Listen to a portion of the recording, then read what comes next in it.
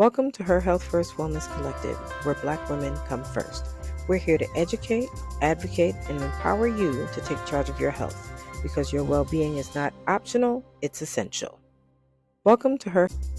On today's episode, we're talking about setbacks during chemo. Today, we talk about how we manage Tamesha's low immunity and her infection risk. We reflect on her journey so far, and we talk about how we find strength in humor and positivity. Ready to join the conversation? Come on in. Hey, good morning. Welcome back to Her Health First Wellness Collective.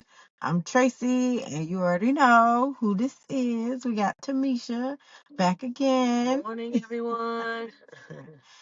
All right. So last time we talked, we had a setback.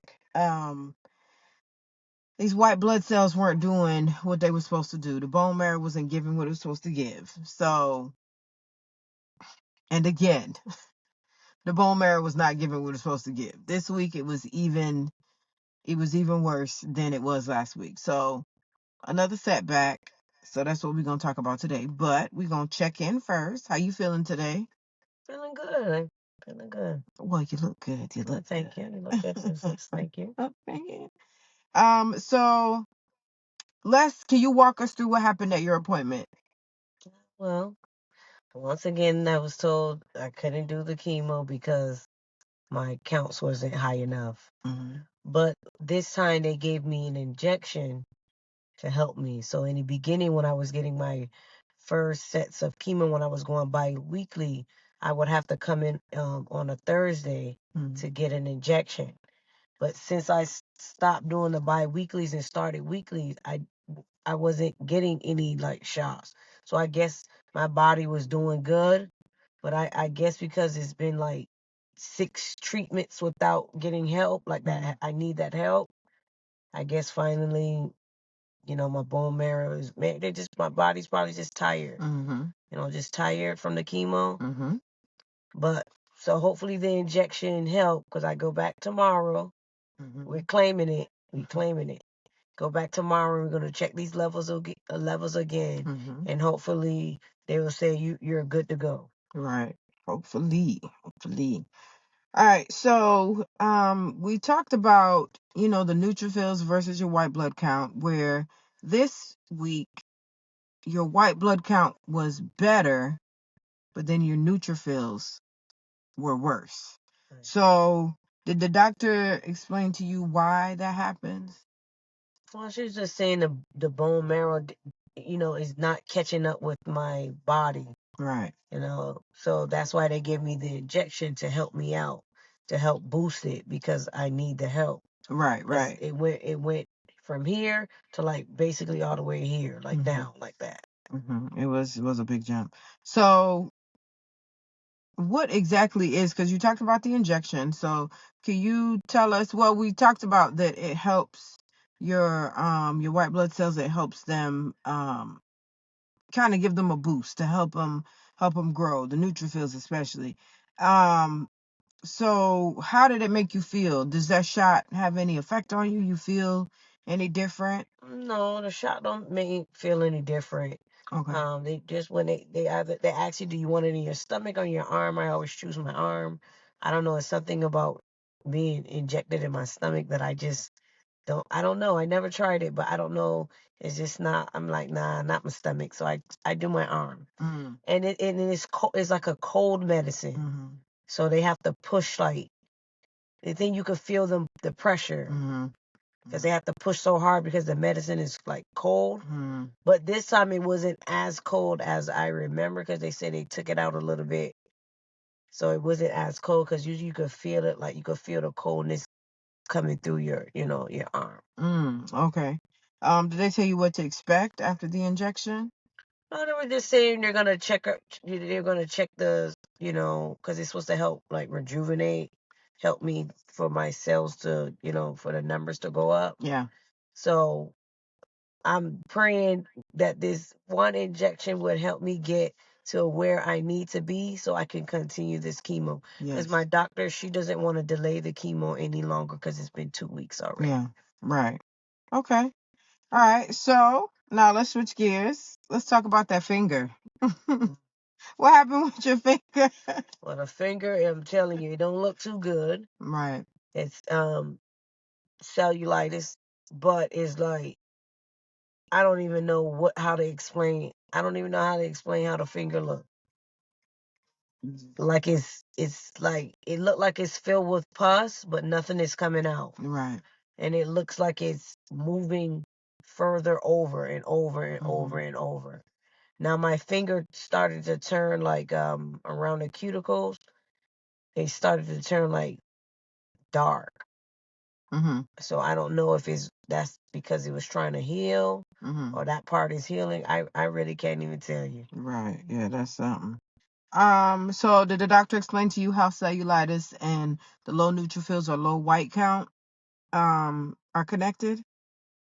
Well, I know because my immune is so low that it's easy for me to get an infection. She was like, even if I scrape my hand or hit my hand, it might be a minor cut to me, but that minor cut could turn into an infection. A major infection, yes. Yeah. And I didn't even I don't even remember like cutting myself or anything. I don't know if my skin was too dry or like I don't remember scraping my hand, hitting my hand.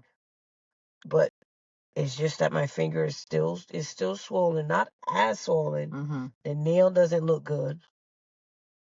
It looks so different from everybody else. The finger just looks. Because even if you hold your hand up, because even if she holds, well, even if you do it the other way, turn it around, you could tell, like, if you hold it this way, look at the difference. Oh, wait, this way. We're struggling. See, it's this one. See this one? It looks bigger than the rest of them. Now you turn it around this way. And then, yeah, you can see right here, see how different this nail looks than this nail? So that's the finger that we're dealing with. But she's got some antibiotics and I'm finished my antibiotics. I finished my antibiotics yesterday, so when I go in tomorrow, I'm gonna let them look at it, and then they could determine if they think I need a second round or what I should do, or is it just a waiting game, or or what? Yeah. Okay. So now we talked about how, of course, disappointed we were the first week when it got delayed.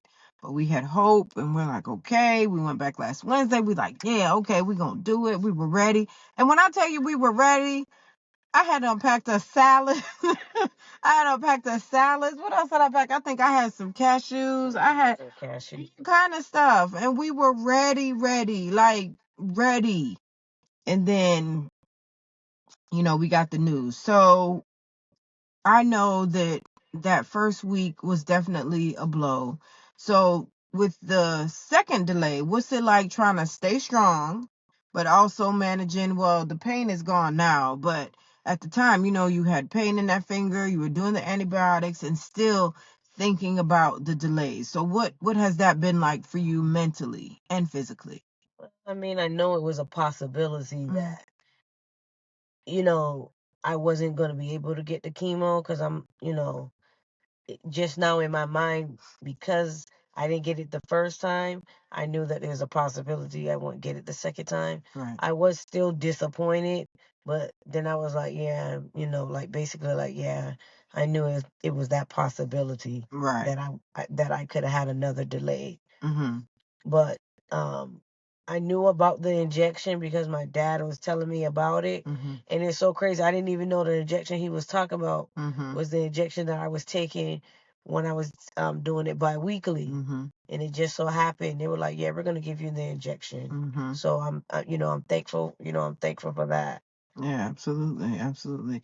And then one thing, let me go back to the finger. So one thing with the finger, and I don't know if I told y'all last week, but when I first looked at it, I was like, ooh, that looks like cellulitis. I felt the finger. It was a little bit warmer than the other fingers, but I was like, eh. So we waited the next morning. Then I was like, okay, well, let me feel the finger. And I'm like, okay, well, it's still a little bit barely warmer than the other ones. And if y'all don't know, the classic signs of cellulitis, what you're looking for is swelling, redness, tenderness to the touch, and that heat, that warmth. Those are the 4 things that you generally look for when it comes to cellulitis. So with me, and I felt the finger, and I'm like, it's not that warm.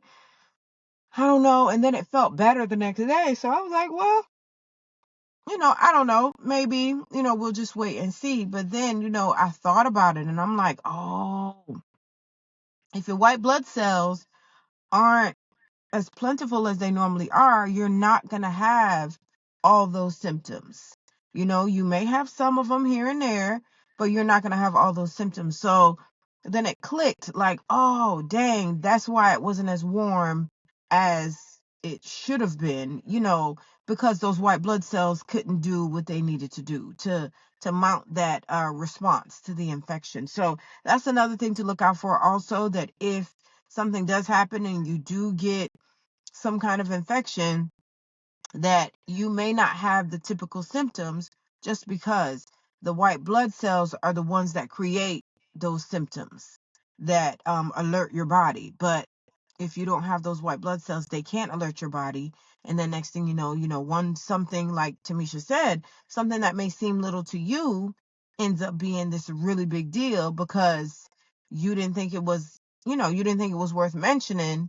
And then next thing you know, it progresses and it gets a lot further than it should be. So that's definitely something to look out for, especially when your white count is low. Just being extra careful, because your body's not going to alert you like it normally does. So definitely, we've been taking measures at the house, as far as trying to protect her. And I don't know, you want to talk about some of those things that we do? Well, definitely the girls washing their hands. Ugh. We just, as soon as they walk in the door, they have to wash their hands. When they're there, I keep my mask on, because they carry so many germs, and they're kids, so they don't really, they understand, but they don't really understand like how important it is for me to stay away from germs. Right. They get like the germs can make me sick, but they don't know that it can really make me sick. Right. So we try to keep them, and then my sister usually try to keep them, bring them back at nighttime when it's just time for them to go to bed. I really just sit and relax. I don't really do anything like as far as like lifting, touching things, because Right. at this point, now that my immune is so low, I don't want to get like a scrape. Right. I don't really like mess with the dishes, Right. because I don't want to, pick up a knife or something. I actually accidentally cut myself, or, something of that nature. So that's the precautions we've been taking. Right. Right. So yes, so low blood count, low white count, no cleaning, no touching. And then I do try to wipe down the high touch surfaces, more often than we used to. But with like disinfectant spray, we ran out of wipes, right? No, we have some. We have more wipes? Yeah, Oh. I think they're at the other house. Oh, okay, that's why. So just wiping down those high touch surfaces more often than we used to. She definitely is not gonna be cleaning no bathroom. She definitely ain't cleaning no bathroom, things like that. So definitely just trying to minimize her exposure to germs. And like I said, germs, the things that would cause us a sniffle, for her it could mean pneumonia. So we definitely try to keep her sheltered somewhat. When we cook, then I just, I bring her food. And so we just make sure that we keep her protected. We put her in a bubble, okay? All right. So what's it been like trying to care for yourself, or not physically, because, physically you've been feeling okay, but mentally or emotionally, what's it been like trying to just manage? I know we both yawn and it's early in the morning. We're sorry. What's it like trying to make it through those days? Because I know, we talk a lot about what's next, and, we're just like, okay, we're going to make it through this. We're going to get to the next point. So now that we've had this delays, what does that look like for you? Has it changed, what your focus is? Are you still focused on what's next? Or now has that focus shifted to, oh my goodness, let me get through this? it shifted to let me get through this because I'm 2 weeks behind, and I was just, thinking about June 4th. That was my date, June Yeah. 4th, June 4th. Now I'm like to June 18th. Yeah. And I'm like, okay. And then I have to figure out if I have to cancel these appointments. I still didn't figure out if I need to. I'm Yeah. waiting for my doctor, my breast surgeon to actually reach back out to me. Mhm. But I'm gonna act when I go in tomorrow. I'm just gonna ask them, do you think I need to cancel these appointments because I may not have to, Right. or I may need to? I'm not sure Right. because I'm 2 weeks, only 2 weeks, and I'm claiming that that's is going to be no more delays. Right. Amen. No more delays, so you can get it over with, get the surgery, and then start the radiation for the 5 days. Right. Right. Definitely from your lips to God's ears, honey. Because, Amen. and I will say, for me, on the outside looking in, and even though I'm here with her every day, I'm still on the outside looking in. For me, because, and we've talked, about how 2025 started off in the most terrible fashion. 2025, oh my goodness. It started off ridiculously. The 8th day of the year. Ridiculous. Like ridiculously. So looking back to how we were feeling and trying to handle things in January, how do you feel now compared to how you felt in January? I feel better. January was like a lot because it was like the 4th was my 40th birthday. Then the 8th, I believe that was a Sunday. Mm-hmm. Was it a Sunday? Was it a Sunday? Maybe it was a Saturday. Because remember, the doctor called you that particular day. I don't know. I think your birthday was a Saturday. Sunday. Yeah, because remember, you had your biopsy the day before your birthday. So that was a Friday. Oh, the So your 3rd. birthday was Saturday. So 5, 6, 7, 8. Maybe So on Sunday, Wednesday? Monday, Tuesday, Wednesday. It was a Wednesday. Wednesday. Yeah. Yeah. So it was a Wednesday. But it was a late call, too. It Mhm. wasn't like a typical 5 o'clock call either. It was Yeah. like a, It was late. Yeah. well, it was like 6, Yeah, may have been. 6:30, maybe Yeah. like 7 o'clock Yeah. call. And that's the worst, one of the worst feelings you could get when you get a late call from your doctor. Mm-hmm. That is news that you don't want to hear. Yeah. But my doctors are awesome. So it's like, I think that also helps me because they're so awesome. It helps me through the journey. Yeah. Because I don't feel like anything that I have a question, like any questions I have, they're gonna answer it. Yeah. If they don't know, they're gonna figure it out. They're gonna find out for me. And that's what I like. They don't pretend to know everything. Because no one knows everything. Mm-hmm. So that for me, it gives me comfort. Like, oh, I'm not really, I don't, really worry. So I don't have to worry about that aspect. Right. But just to start the year off like that, Yeah. and then for them to tell me, oh, you start chemo like literally on the 26th. I'm like, huh? Mhm.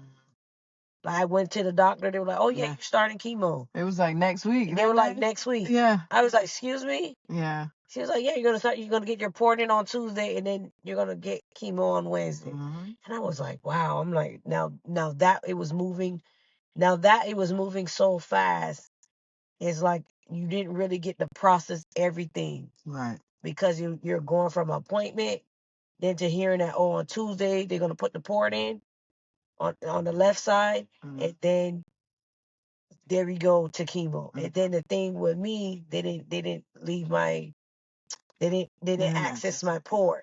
So because I was a little sore and I didn't have no lidocaine, no nothing, when they put it was a little uncomfortable, and they had to do it 3 times. But why the third, they said third is a charm. So the third lady came. Yeah. She and went she boom, did it. boom, boom, and Yeah. that was it. She was so fast and quick. Yeah. And she was like, bye. Nice recovery. See you later. Like, she was out of there. She did. She did. She wasn't in and out. He was in and out. Yeah. She was a pro. Yeah. So that's and it's crazy to sit and think back. Well, at this point, a little more than 4 months ago, how distressed we were, how worried we were about everything. Like, oh my gosh, how are we going to make it? How are we going to do this? How are we going to do that?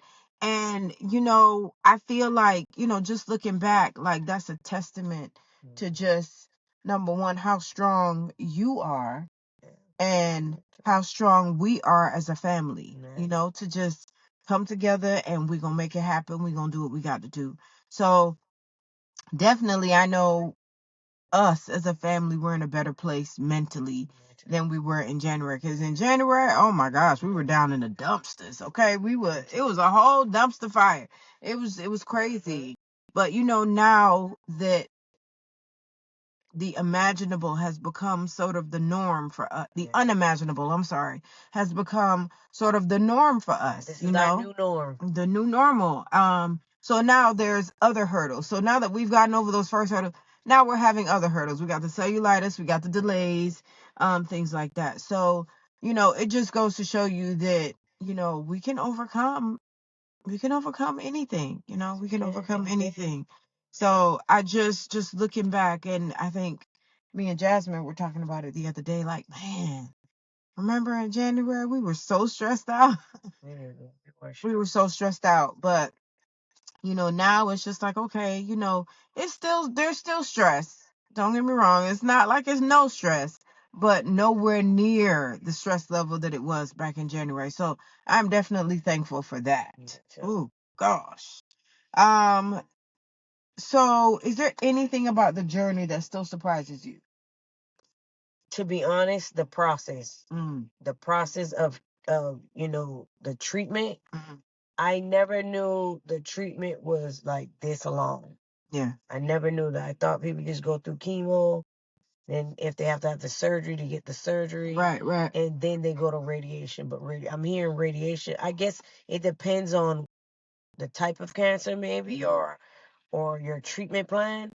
But I have to go for like 5 days a week for 5 weeks. Hold on. Oh, you're okay. So we had a little technical difficulty. So now we're on the same camera because technology. Okay, technology. When it works, it works. But so yeah, you were talking about the process. Oh yes, I did not know the process was that long. I thought the process, is like you do your chemo. If you have to have surgery, you get the surgery.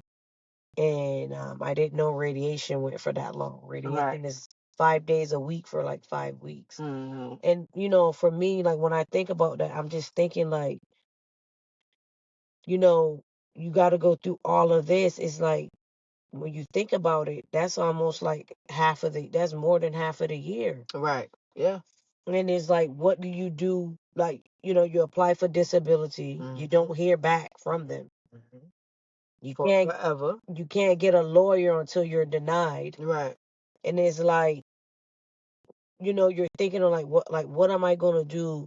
How am I gonna pay my bills? And this is something that I learned too. So if you do have credit cards and you're in the credit the credit protection program, they do have a disability portion. Okay. So what I would recommend for you to do, if you do have a credit card, call the company and tell them what you're going through. So that way they pay your monthly payments for you, and it will not affect your credit. You won't get your credit cards closed out. Because even if you call in, you tell them like, oh, I have, breast cancer, I have this or that. They're going to say, oh, well, we don't have no programs, or you didn't enroll in the credit protection. Yeah. And then they're still going to report you. Then your account get closed because you're not worried about your credit cards right now. You're worried about your major necessities, your food on the table, your rent, the water, your transportation, your insurance. You have other things to worry about. Absolutely. So that's a tip that if you didn't know, the credit bureau has that. Oh, good to know. To help you. Good to know. I mean, not the credit bureau. I'm sorry, your credit card company. Yeah. Good to know. Good to know. All right. So, what would you tell someone who feels discouraged when setbacks keep coming? The first thing I'll tell you to do is pray. You have to pray because I definitely understand the discouragement, like how you could feel discouraged and you Yeah. just be like, you know what, this is a lot. You know, it's a lot to go through. It is mentally, you know, physically, and you know, it do takes a toll on you. You know, you have good days where some days you just feel so great and so awesome. You have some so days where you be like, okay, like I'm in the middle, and then you have some days where you just be like, you know what I'm saying to myself, like, oh man, like how many more like you just start thinking about everything, like how many Yeah. more treatments I have, Yeah. and you start like building up the anxiety, and I just say, you know what, just take it one day at a time. Yeah. Because if you try to go too far ahead, you get too anxious. Right. Like me, I was anxious for June the 4th. Yeah. So I felt like I just kept saying June the 4th, June the 4th. Maybe I was overly anxious. I don't know. So now now I don't say June the 4th. I don't say June the 18th. Right. I just say once I'm finished my, Right. you know, because the Lord has everything planned out. Right. Maybe it was a reason for me not to have it on June the 4th. Right. Right. Maybe, you know, maybe my surgery is supposed to be put back a little bit longer. I don't know. Right. Or, you know, for whatever reason, it's pushed back. I just take it and run with it. Yeah. If you're feeling discouraged, I always say pray. I would say if you a person that need to speak to someone, they have a lot of support groups. If you're discouraged, you can always call your social worker because they give you a social worker, and they have a lots of resources. Utilize them. Yeah. That's what your insurance is for, and your insurance has resources as well. My insurance called me to tell me, hey, you got resources. Do you want us to send them over? I said, yeah, send them all over. Right. Send me everything you have. Right. Yeah. Because that's what I'm paying for. Send me everything you have. Yeah. You know, so utilize them. You know, talk to your family or talk to someone you're comfortable speaking with and let it all out. Yeah. Or if you're a person that really don't like to talk, and sometimes you don't know how to express yourself. Like for me, I don't know how to express myself, like how I'm feeling all the time. Yeah. Sometimes I have to write it out. Yeah. Because it's easier for me. Like I could say, oh no, this is not what I'm trying to say. Rip the paper up or scratch out the line. But when you're speaking, it's kind of a little harder. You're talking, you're trying to think of the words you're trying to say, and sometimes you can't find that word that you're looking for, and you start stuttering, and I get a little aggravated, but like, you know what? Never mind. That's not what I'm trying to say, and I just push it to the side sometimes. But you know, just keep the faith. Keep the faith. If you made it, you made it this far. It's no point. It's no point of giving up. You know. You know. I feel like for me, the first round of chemo to me was the worst. Yeah. So I feel like if I got through those biweekly chemos, and it was way stronger than the chemo that I'm taking now. Yeah. I feel like I can get through this second half. Absolutely. I really do. You And definitely you will too. You will too. You absolutely can. And one thing I will say is, and whenever I have people ask about you, oh, how's your sister doing? How's your sister doing?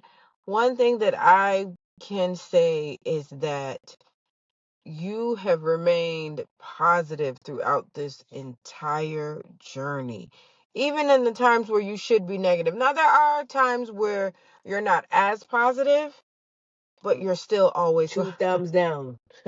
Definitely. I have a lot of those. I'd be like, man, two thumbs down. I've been like, oh man, like. But you know, in the whole thing, to be honest, I'm just thankful. Yeah. Because it could have been worse. It could have been where my body was strong enough to fight off. Yeah. You know what I thought was maybe like we thought it was hormonal at one point. So for me, I'm just thankful that my doctors, you know, they were on the same page as me. Yeah. And they kept saying, let's keep testing, let's keep going. They didn't give up. Right. You know, and then my tolerance for pain is a little, I would say it's kind of high. You know, it's kind of high. So what about if I was able to just sustain all of that pain and I didn't really complain anymore? Right. Then by the time I get there, they're telling me like you're at it could have spread or something. You know, so I'm just thankful that I kept speaking my mind. Yeah. I kept saying, let's do the test. Well, my doctor, she wasn't playing. She was Right. she was on them. Yeah.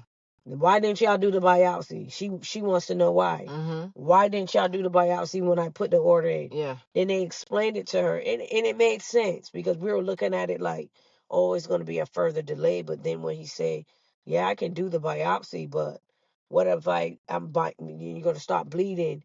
Then what if I biopsy something that don't need to be biopsied? Right. Then I have to go back again and biopsy the right place. And I understood. And I said, you know what? I said, I appreciate that for you explaining it to me. Right. Right. Because at first I was thinking the same thing. Like, why didn't you do what my doctor told, do what my doctor tell you to do? And when he broke it down that way, and I was like, oh, it makes sense. Like, you don't Right. want to just don't stick me because I got bruises from that. I don't Yeah. like it. Yeah. I got bruises from those biopsies. And I look like Yeah. a pin. I look like a pin cushion at this point. Well, I got chocolate chips over here, so look, these But let biopsies. me be thankful. I don't have the chocolate chip, but I do have the bruises. So let me Yeah. be thankful. Now I say, let me be thankful because sometimes someone could be going through something worse than you. So Right.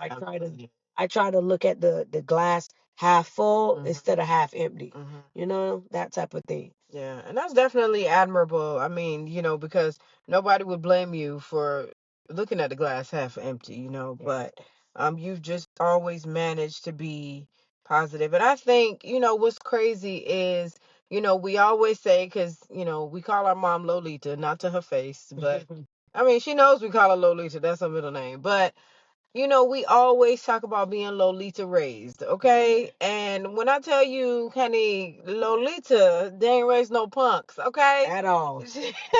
You hear me? We're built, you know how they say built for tough?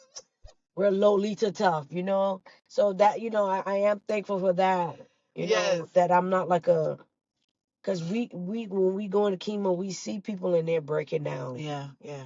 I remember that lady in the The bathroom? lady was in the bathroom and they had to come get her. That was She sad. was like literally, I think they were more concerned for her because she didn't take whatever news she received. She didn't take that news well at She all. was devastated, yes. You could tell it broke it you could see that it broke her. Yeah. When she came in there, she was like all full. She was like all sunshine and rainbows. Mhm. When she came out, Yeah. it's like it just seemed like it sucked the life out of her. Absolutely. And they had to come get her out. They had to literally come get her out the bathroom. Yeah. She was that distraught. She was in there for like She's in there for a minute. probably like 30 to 45 minutes. was They in were for a like minute. banging on the door and she was just yelling, I mean, give me a moment, give me a minute. And they waited and they was as patient as they could be, but then I guess they got concerned. Right. When I looked like it might have been her husband. Yeah. When her husband went to the door and then she didn't really say nothing to the husband. And then he was like, I think y'all may need to go in. Yeah. Because he became concerned. Right. Because she stopped responding. Mm-hmm. So I get it, and I know that it'll bring you down to your knees. Absolutely. It definitely will bring you down to your knees, but you just when you go down to your knees, you just say your prayers, talk to God, talk to whoever you believe in, Right. and just ask Him to guide you through this journey because Absolutely. it's definitely going to be a journey. Oh yeah. And then when you're finished, then you could talk about your testimony at the end, and then you may be inspiration for someone else that's going through what you're going through or something similar. Because all of our stories are going to be different. Absolutely, absolutely. So yeah, hey. So we rocking it, and for us, our coping mechanism usually is humor. Yeah, Okay, because definitely. we're gonna laugh. We're gonna laugh at some stuff. Okay. And that's how we keep things light. Yeah, we talk about the important stuff, and I always make sure I check on her.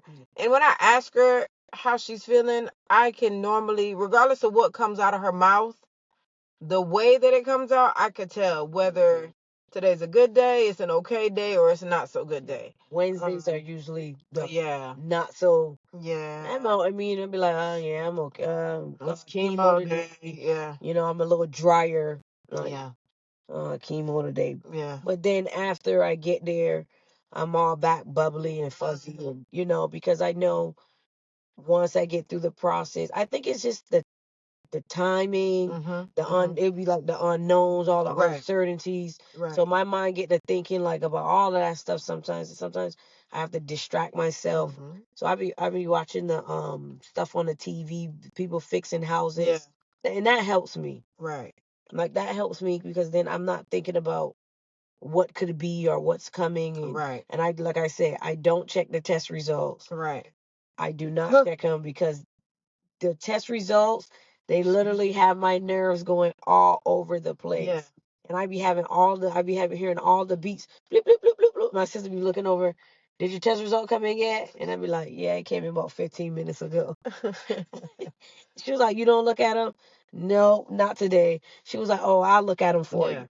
You know, I just let her deal with it. Yeah, because for me, I just want to know. I want to know what we're looking at today. And I don't even want to know. Not that I can do anything about it, but I want to know, so that's the thing. So, but we manage, and, these delays definitely, have taken a toll, but I did.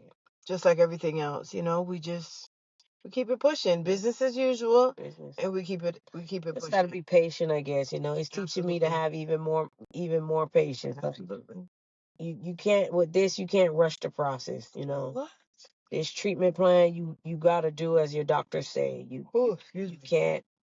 can't do what you want. You gotta do what the doctors say, because when you don't listen or you don't do something, you don't follow what they tell you, then it can definitely set back your treatment. Right. And you don't want that because you're trying to get back to as normal as possible. Right. Absolutely. You don't want to. You're going through the changes with your fingers, your feet. Your toes. My toes are changing, but Yeah. it's very slowly.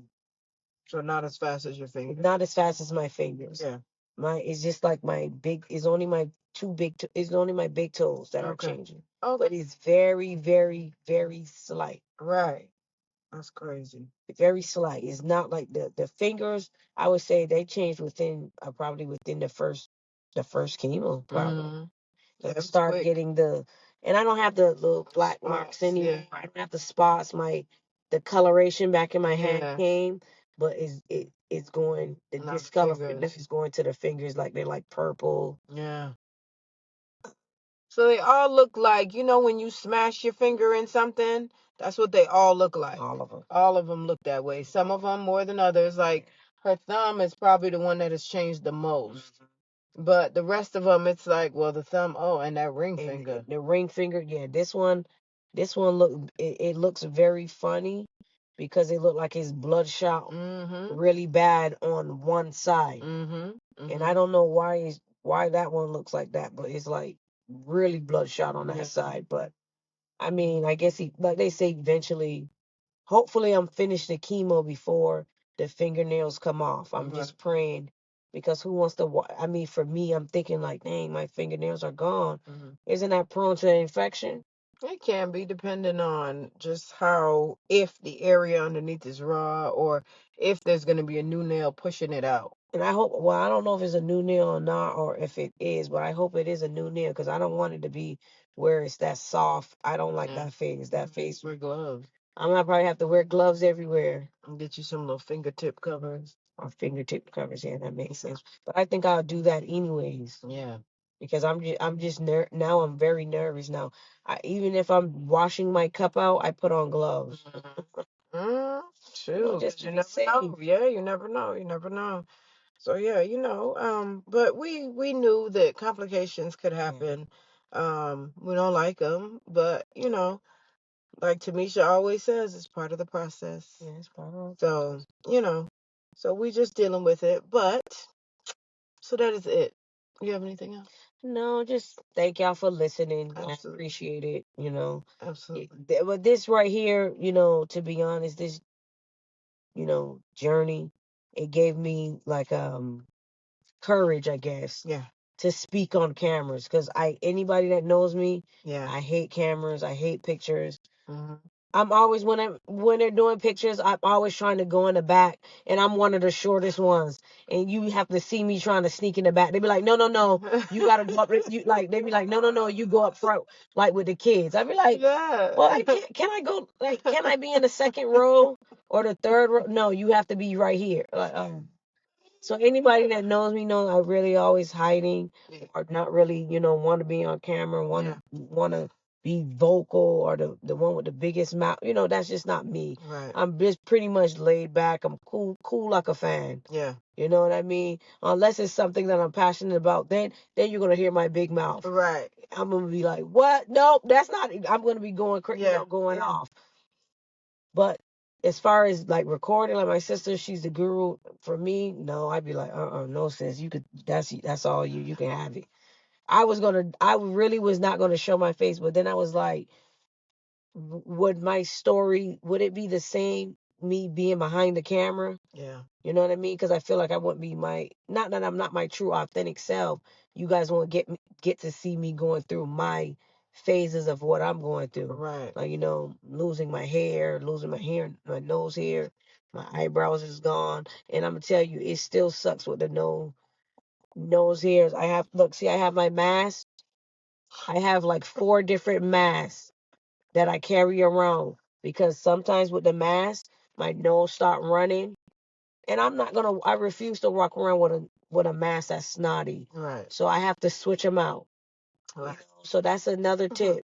When you lose your nose hair, have as many masks as you can because sometimes with this your nose just out of nowhere, or even if I'm at home, my nose will just start running and I have nothing to help block it. And I have to like hurry up and I have to make sure I walk around with a tissue in my pocket because I just hate that feeling for it to be rushing down on your lips. It's like disgusting. Yeah. But that's just for me. It may not bother you in that way Right.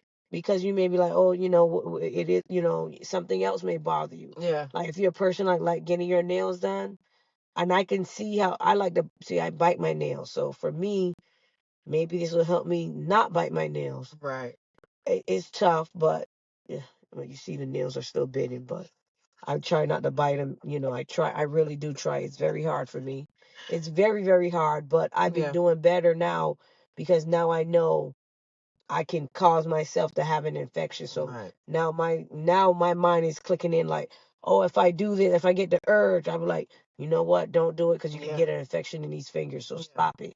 Yeah. And I bite my nails down like to the like some of them are bleeding. So I have it bad. Been doing it since I was a kid. I don't know how to stop it. Right. I really don't. The only way is if I have nails on. Because the nails are so hard. Right. Can't bite the nail. You can try, but Right. they're so hard, That's the only way that helps me. But I can't get my nails done now. Right. So I'm definitely like, and it's something with my nerves, but I just shake my legs more. That's that's my backup, my shaking my legs. Yeah. Yeah. Well, hey, you gotta do what you gotta do. You gotta cope how you cope. Gotta cope, right? So. But yes, like Tamesha said, we are so grateful for you tuning in every week, to see, the different steps that she's taken in her journey and to see her progress. And, just to be here with us. So we appreciate all the love and the prayers and the hugs that you guys send. Yes. We definitely, definitely appreciate it. We appreciate y'all so much. We do. So, prayers that we get to do chemo this week, okay? It prayers, cross your fingers, cross your toes, whatever it is we do, okay? Send us extra prayers. Yes. Appreciate it. Yes. Thank you. So we appreciate you, and we will keep you, and I will do a better job of keeping you updated throughout the week. I know, Yes, we will. Life be life. It do. Life. That's all. It's lifing, but lifing in a good way. It is. Yes, it is. It's not in a bad way. It's just lifing. Right. Right. So I will do a better job of keeping y'all updated throughout the week. So, but until next week, we appreciate you. We love you. We thank you. Okay, and we will see you later. Bye. Take care, everyone. Bye.